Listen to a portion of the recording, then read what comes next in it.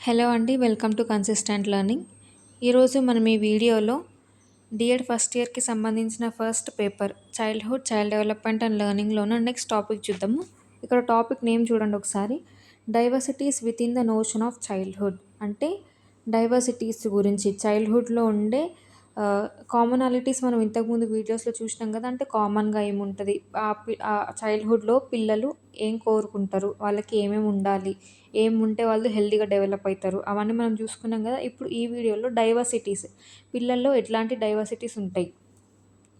ఓకేనా? Diversities means differences and variations. పిల్లల్లో మనం ఒక పిల్లోడి నుండి ఇంకో పిల్లవాడికి ఎట్లాంటి డిఫరెన్సెస్ ఉంటాయి? వాళ్ళ మధ్యలో ఎట్లాంటి వేరియేషన్స్ ఉంటాయి? ఎందుకుంటాయి? అవి తెలుసుకుందాం మనం. ఓకేనా? Just as children have some things in common, their childhood experience can be very different depending on their circumstances. అంటే పిల్లలు పిల్లల్లో కొన్ని థింగ్స్ కామన్‌గా ఉంటాయని తెలుసుకున్నాం గదా! అట్లాగే వాళ్ళ చైల్డ్‌హుడ్ ఎక్స్‌పీరియన్స్ అనేది ఒకరి నుండి ఒకరికి చాలా డిఫరెంట్‌గా ఉండొచ్చు. దేన్ని బట్టి అంటే వాళ్ళ సర్కమ్‌స్టాన్సెస్ అంటే వాళ్ళు చుట్టూ ఉన్న సిట్యుయేషన్స్‌ని బట్టి. ఓకేనా? నెక్స్ట్ ఫస్ట్ పాయింట్ చూడండి ఇక్కడ. Childhood experiences are different. First variation ఏంటిది? Childhood experience. ఒకరి ఎక్స్‌పీరియన్స్ వేరే వాళ్ళ ఎక్స్‌పీరియన్స్ డిఫరెంట్ ఉండొచ్చు. ఎందుకు అంటే childhood children's childhood differ greatly within the same society and from one society to another. ఇప్పుడు ఒకే సొసైటీలో ఉన్న చిల్డ్రన్ యొక్క ఎక్స్‌పీరియన్స్ వేరే ఉంటది. ఒక సొసైటీ నుండి ఇంకో సొసైటీ పిల్లల చైల్డ్‌హుడ్ ఎక్స్‌పీరియన్స్ కూడా వేరే ఉండొచ్చు. ఓకేనా? These experiences can be these differences can be because of ఈ డిఫరెన్సెస్ ఎందుకు అంటే కల్చర్ పరంగా. ఒకరి కల్చర్‌లో పిల్లలు ఒకలాంటి ఎక్స్‌పీరియన్స్‌ని ఫేస్ చేస్తారు. ఇంకో కల్చర్‌లో ఇంకోలాంటి ఎక్స్‌పీరియన్స్ ఉంటది. నెక్స్ట్ ప్లేస్ వాళ్ళు ఉంటున్న ప్లేస్ ఒకవేళ ఆహ్, రూరల్ ఏరియాస్‌లో ఉంటే వాళ్ళు వేరే ఎక్స్‌పీరియన్స్ ఉంటది వాళ్ళకి. వాళ్ళ చుట్టూ ఉన్న సిట్యుయేషన్స్, ఎన్విరాన్మెంట్ అంతా వేరే ఉంటది గదా! అట్లా అర్బన్ ఏరియాస్‌లో ఉంటే అక్కడ వాళ్ళ ఫెసిలిటీస్ వేరే ఉంటాయి. వాళ్ళ ఎన్విరాన్మెంట్ వేరే ఉంటది. వాళ్ళ ఎక్స్‌పీరియన్స్ వేరే ఉంటది. ఓకేనా? ఫ్యామిలీ. ఇప్పుడు ఫ్యామిలీ అంటే ఇప్పుడు జాయింట్ ఫ్యామిలీ అయితే వేరే ఎక్స్‌పీరియన్స్ ఉంటది. పిల్లలు అంతా పెద్ద ఫ్యామిలీ ఉంటది. గ్రాండ్ పేరెంట్స్, అంకుల్, ఆంటీ అందరుంటరు. ఇప్పుడు న్యూక్లియర్ ఫ్యామిలీ అనుకోండి. ఒక స్మాల్ ఫ్యామిలీ లాగా. ఓన్లీ మదరు, ఫాదర్, సిబ్లింగ్సే ఉంటారు. ఇక్కడ వేరే ఎక్స్‌పీరియన్స్ ఉంటది. అట్లా ఫ్యామిలీని బట్టి. ఎకనామిక్ కండిషన్ వాళ్ళ దగ్గరున్న మనీని బట్టి, వెల్త్‌ని బట్టి. ఇప్పుడు రిచ్ ఫ్యామిలీ అనుకోండి. పేరెంట్స్ వాళ్ళ పిల్లలకి అన్ని ఫెసిలిటీస్ అందించడానికి ట్రై చేస్తారు. ఓకేనా? అన్ని ఫెసిలిటీస్ ఉంటాయి వాళ్ళకి. ఇప్పుడు లో ఎకనామిక్ స్టేటస్ ఉంటే ఏంటి? వాళ్ళు కొంచెం పూర్ కాబట్టి వాళ్ళు అన్ని ఫెసిలిటీస్ అందించలేకపోతారు పిల్లలకి. అక్కడ వాళ్ళ చైల్డ్‌హుడ్ ఎక్స్‌పీరియన్స్ వేరే ఉంటది. ఓకేనా? నెక్స్ట్ సోషల్ ఎన్విరాన్మెంట్ అంటే మన చుట్టూ ఉన్న మనుషులు గూడా. మన నైబర్‌హుడ్ గాని, మనం ఉండే కమ్యూనిటీ గాని, ఇవన్నీ గూడా పిల్లల ఎక్స్‌పీరియన్స్ మీద ఇన్‌ఫ్లూయెన్స్ చూపిస్తాయనమాట. వీటి ద్వారా ఒకరి ఎక్స్‌పీరియన్స్ ఇంకో ఎక్స్‌పీరియన్స్ అనేది వేరే ఉంటది. ఓకేనా? ఇక్కడ చూడండి. For example a child growing up in a developed country may have a very different childhood from a child growing up in a developing or under developed country. ఇప్పుడు ఎగ్జాంపుల్ ఏం చెప్తున్నారంటే ఇప్పుడు ఒక డెవలప్డ్ కంట్రీ ఉందనుకోండి. ఆ కంట్రీలో ఉండే పిల్లల ఎక్స్‌పీరియన్స్ ఆహ్, డెవలపింగ్ లేదా అండర్ డెవలప్డ్ కంట్రీస్‌లో ఉన్న పిల్లల ఎక్స్‌పీరియన్స్ వేరే ఉంటది. ఎందుకంటే ఇది డెవలప్డ్ కంట్రీ. అక్కడ వాళ్ళకి అన్ని ఫెసిలిటీస్ ఉంటాయి. ఎందుకంటే డెవలప్డ్ కంట్రీ కాబట్టి. ఇక్కడ డెవలపింగ్ లేకపోతే అండర్ డెవలప్డ్ అంటే వీళ్ళకి కరెక్ట్ ఫెసిలిటీస్ లేకపోవడం వల్ల వాళ్ళ చైల్డ్‌హుడ్ ఎక్స్‌పీరియన్స్ వేరే ఉంటది. ఓకేనా? Next economic differences. Economic differences అంటే ఏంటి? ఎకనామిక్ అంటేనే మనీ. ఓకేనా? Even within the same country families May have different economic conditions. Same కంట్రీలో గూడా ఫ్యామిలీస్‌కి వేరే వేరే ఎకనామిక్ కండిషన్సే ఉంటాయి. కరెక్టే గదా! కంట్రీ దాకా ఎందుకు ఒకే ఇంట్లో ఒకే ఫ్యామిలీలోనే ఇప్పుడు బాబాయ్, పెదనాన్న అట్లా ఉన్నారనుకోండి. వాళ్ళ ఎకనామిక్ స్టేటస్ వేరే ఉంటది. మన ఎకనామిక్ స్టేటస్ వేరే ఉంటది. ఒక ఫ్యామిలీలో గూడా. ఓకేనా? For example some children may have plenty of resources and opportunities. కొంతమంది పిల్లలకి ఎట్లా అంటే చాలా రిసోర్సెస్ అందొచ్చు వాళ్ళ ఫ్యామిలీ నుండి. ఎందుకంటే వాళ్ళు రిచ్ కాబట్టి. వాళ్ళ ఎకనామిక్ స్టేటస్ మంచిగుంది కాబట్టి. మంచి ఆపర్చునిటీస్ కూడా అందుతాయి. ఎందుకంటే ఇప్పుడు రిచ్ ఉన్నారనుకోండి.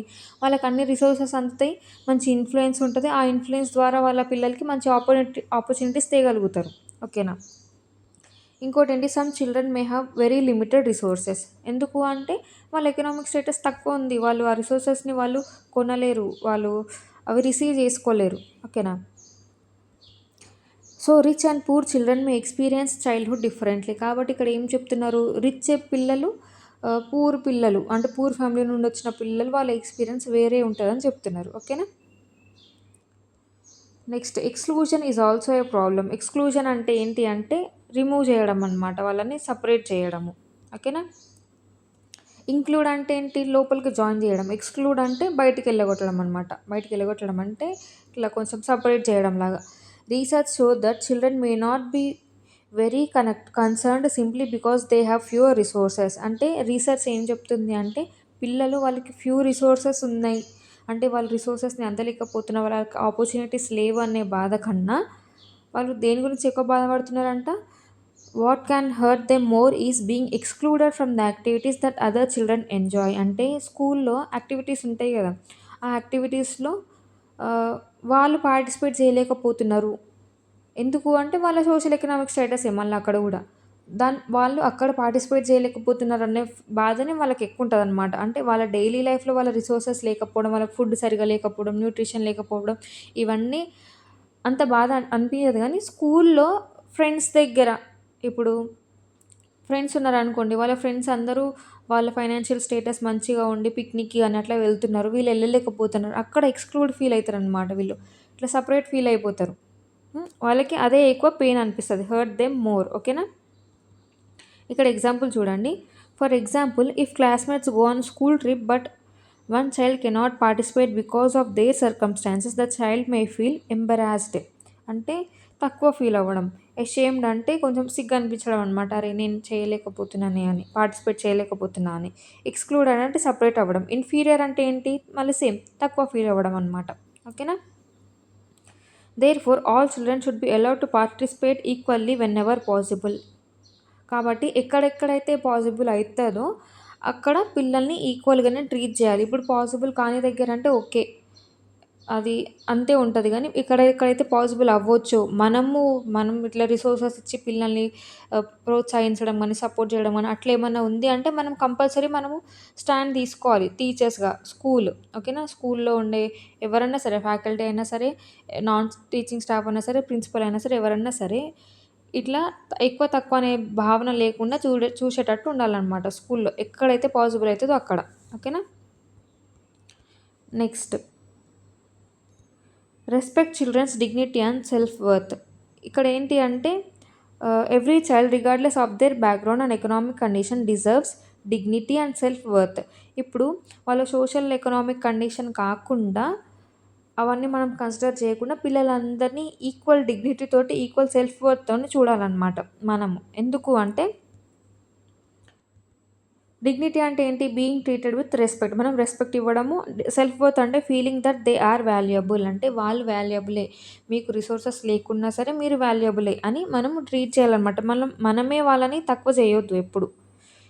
You should never make a child feel inferior because of their family, money, culture or circumstances. అంటే వాళ్ళ ఫ్యామిలీని బేస్ చేసుకొని కానీ, వాళ్ళ మనీని బేస్ చేసుకొని కానీ, లేకపోతే కల్చర్ కానీ ఇట్లా, లేకపోతే వేరే ఏ సర్కమ్స్టాన్సెస్ అన్నా తీసుకొని మనం వాళ్ళని ఇన్ఫీరియర్గా చేయొద్దు ఎప్పుడన్నా సరే. ఓకేనా. Understand childhood from children's perspective. ఇంకోటి ఏంటి అంటే మనము వాళ్ళ చైల్డ్హుడ్ని వాళ్ళ పిల్లల పర్స్పెక్టివ్లోనే మనము అర్థం చేసుకోవడానికి ట్రై చేయాలన్నమాట. ఓకేనా. We should try to understand children's life from their own viewpoints. That means we should not assume this child has everything so they must be happy. అంటే ఇప్పుడు పిల్లలకి అన్ని ఫెసిలిటీస్ ఇస్తున్నారు కాబట్టి వాళ్ళు హ్యాపీగా ఉంటారని మనం ఎప్పుడు అనుకోవద్దు. ఓకేనా.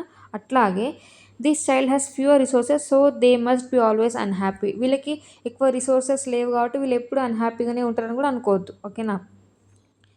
మన పాయింట్ ఆఫ్ వ్యూలో మనం ఎప్పుడు ఆలోచించద్దు. మనం ఎప్పుడు పిల్లల పాయింట్ ఆఫ్ వ్యూలోనే ఆలోచించాలి. ఓకేనా. వాళ్ళ పర్స్పెక్టివ్లోనే వాళ్ళ చైల్డ్హుడ్ గురించి మనం అర్థం చేసుకోవాలి. అన్ని రిసోర్సెస్ ఉన్నంత మాత్రాన వాళ్ళు ఎప్పుడు హ్యాపీగా ఉండరు. రిసోర్సెస్ సరిగ్గా లేకపోవడం ద్వారా కూడా ఎప్పుడు వాళ్ళు ఎప్పుడు అన్హ్యాపీగానే ఉంటారని కూడా మనం ఎప్పుడు అనుకోవద్దు. ఓకేనా.